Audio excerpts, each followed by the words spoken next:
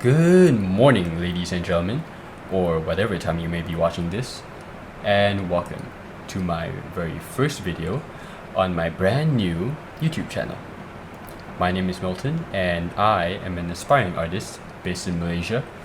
My videos will mainly just be time lapses of myself drawing, with a voiceover of myself talking about general topics like self-development, philosophy, story time, or whatever comes to mind, so I don't have to think about what kind of music to put over my videos and worry about DMCA. But either way, as per the title of this video, let's get right to it. Here are 5 reasons to start a YouTube channel. Well, that might actually be clickbait, because it's gonna be more like the 5 reasons why I'm starting a YouTube channel. Well, the first reason I would say is just as a creative outlet. I find myself exploring and going off on tangents about various topics, but just all up in my own head. I've been giving structure to these wanderings within my own mind for a long time via journaling. While that has helped a lot in literally taking my thoughts and putting them on paper for future reference, I would like to have an outlet where I can share my more refined nuggets of conversations that I've had with myself and fished out of my own mind. Be it talking to an audience or talking into the void, I'm fine either way. Don't get me wrong, journaling in itself is an incredible habit. It's literally the act of taking your own thoughts and giving them a physical form. There was one scene in Harry Potter where Dumbledore literally laid his thoughts out in front of him so he could observe them physically, rotating them, examining them from every angle. While that might not be possible in the real world, I think journaling is as close as we can get to actually doing that. Sometimes you run circles in your own head. Eventually, your internal monologue might unknowingly turn into a labyrinth that you find yourself trapped in. And one way out might just be to take your thoughts, take the point you've come up with in your own head, and contain them on a piece of paper, your phone, or wherever. That way, you know that these points aren't going anywhere, and you can come back to them anytime, and you're able to revisit yourself from yesterday, 2 days ago, last week, last month, or 5 years ago. I've recently watched Ali Abdaal's half an hour long video about starting a YouTube channel. I'm going to link it in the description. He talked about what you can expect to get out of YouTube. He mainly broke down the beginning stages of starting a YouTube channel into 3 stages: getting started, getting good, and getting smart. I'd highly recommend watching his video for a more in-depth elaboration on these. In the getting good stage, he mentioned a choice you're presented with when it comes to your relationship with YouTube. Do you want a casual relationship or a serious relationship? Is it going to continue being a hobby for you, or will you look towards making it into a business? Well, for me, I'm just going to lay it on the table and say that I'm going to keep it casual between me and YouTube. It would be nice to get a channel monetized and be able to have my own videos generate ad revenue from them, but that's not my main focus. And with that sort of mentality, I guess sponsorships are out of the question. Unless I'm going to try my best to commit to monthly uploads. However, I don't want this platform to add stress into my life. I hope that YouTube will just remain to me a social media platform where I'm sharing what I choose, making videos mainly for myself and not for trying desperately to keep up with the YouTube algorithm, nor be chasing numbers or having to worry about the notorious demonetization that some of my favorite YouTubers I watch all the time keep mentioning, like some sort of mythical demon thing that keeps terrorizing their town. Except there's nothing mythical about it. It's very much real, and the thing in question that it terrorizes is their livelihoods. So yeah, I acknowledge that I don't have to lose sleep over YouTube as if it were my means of putting food on the table or keeping up with bills. In essence, the quality of my videos will not be very demanding. I'm drawing anyway, and the difference made is just whether or not I hit the record button to record my screen. I'm also going to be journaling anyway, so it will just take the extra effort in turning my jumble of data in my personal journal into actual information that is presentable, from journal to script to video. For my second reason, I'm gonna say skill maintenance. particularly video editing and graphic design. I'll call it what it is. For lack of a better term, I think this reason can be filed under sunk costs.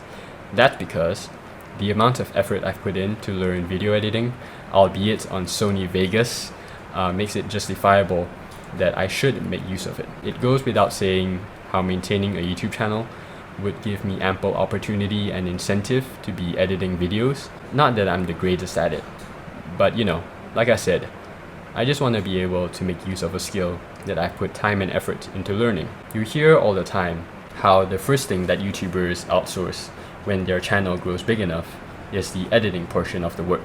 There's no shortage of talented editors who can do a better job than me. Matter of fact, it's their specialty.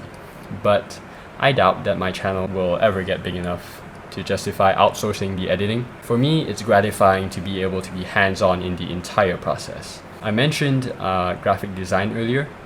While it's obvious enough how video editing would play a big part in the upkeep of a YouTube channel, graphic design has its fair share as well. Your channel banner, your thumbnails, sometimes your profile picture, maybe a logo, some posts, all graphics and media. My third reason is to teach myself about the platform. YouTube is a phenomenon that deeply intrigues me. To hear that Google loses a couple of $1 billion a year on YouTube, but it is still in their best interest to keep it running because YouTube provides them such valuable data is mind-blowing to me. Oh, by the way, about what I just said, I'm willing to be fact-checked and corrected on that. All of the research I did was just a quick Google search. I can't even cite a reference right now. And I think the first time I heard this was from a podcast, one of my favorites, actually. It's called Trash Taste. It sort of begs the question, just how valuable is this data that Google would be willing to operate YouTube at a loss? So because it's so interesting to me, coupled with the fact that in this era of information sharing, technology and social media, it's getting increasingly more normal, and some might even go so far as to say expected to have a social media presence. So I like to think of starting a YouTube channel just like signing up on an Instagram, Facebook, or Twitter account. Every video posted is in the same vein as a post on Instagram or Facebook, or a tweet on Twitter. Like I mentioned in reason number 1, just keeping it casual, I've listened to the episode on the Joe Rogan Experience podcast, where Mr. Beast came on as a guest. Really good episode, by the way. Even when you listen to Mr. Beast explain about how much there is to be gained and studied from just YouTube itself as a platform, you realize just how much depth there is to this platform. For me, it just makes a lot of sense to want to know more and to see it for myself firsthand. I also believe in the digital marketing space, and that this is very much where the future of entrepreneurship and selling products is heading towards. So to me, it just makes a whole lot of sense to familiarize myself with how these platforms work. Even with no intention of jumping into any of these platforms as a company or advertiser with a product to sell, I think it's worthwhile, even if you're just in it as a consumer. Now, for reason number 4, I'm going to backtrack because this reason is sort of a mix of reasons I had mentioned previously. I would like to believe that I'm pretty passionate about art, the study of how light hits and interacts with objects, the study of anatomy, shading, color theory, stylization, composition, all of which I learned from my favorite artists who have a social media presence, namely Mark Brunette, Sam Das Art, Ross Draws, Yume Art. The list goes on. I followed a lot of artists over the years. I used to dream of becoming a storytime animation YouTuber like Jaden Animations, Emery Richu, Didus, The Odd Ones Out, and Errol Story. But that wasn't as practical. These storytime animation YouTubers spent months pouring their heart and soul into a video, drawing it frame by frame. In the first place, to even have a story for a storytime video, animation video in the first place, they need to go out and have lived through some stories. So yeah, creative outlet. I get to share my creative process in the form of a time-lapse, skill maintenance. This channel would provide me yet another incentive to keep drawing. Now, the single most important personal reason for me starting a YouTube channel is so that I can practice speaking. I first heard this reason put into words by one of my favorite YouTubers, Nate O'Brien. I mean, he makes a good point. He said that he mainly started YouTube to get better at speaking. At its core, that's what YouTube is, talking to a camera. So I believe that if all else fails, even if I hit none of my other goals when it comes to YouTube, at the very least, if I'm consistent with it, I think I'm guaranteed to get better at speaking, if I keep it up. So, there you have it. 5 reasons why I'm starting a YouTube channel. If you've made it all the way here to the end of this video, heck, if you even clicked, I thank you. No matter where I take this channel, your support in any way, shape, or form means a lot to me. And that's it for me today. I hope to see you in the next one. Let's get this rice.